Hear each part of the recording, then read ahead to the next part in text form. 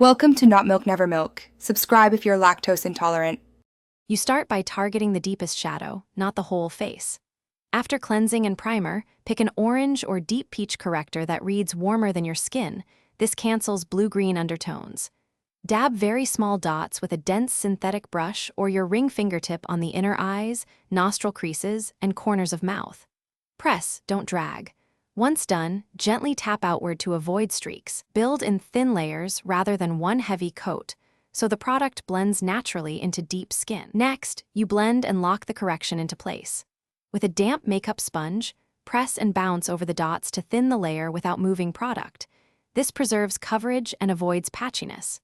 Make sure to follow with your skin-toned concealer, one shade warmer than your complexion to meld the corrected area. Feather the edges so there's no obvious border. Then set with a light dusting of translucent powder, concentrating where creases form. This prevents creasing and lets you build more if needed. Finally, integrate and refine the look.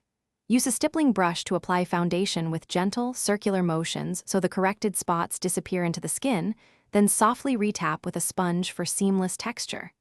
If areas read ashy or too pale, add a hairline of warm-toned concealer or bronzer and blend. That restores depth. If you see cakiness, spritz a facial mist and press with a sponge to melt layers together. Troubleshooting tip: if color shifts, remove a thin layer with micellar water and reapply one. Thanks for watching. If this was helpful, leave a like and consider subscribing. See you next time.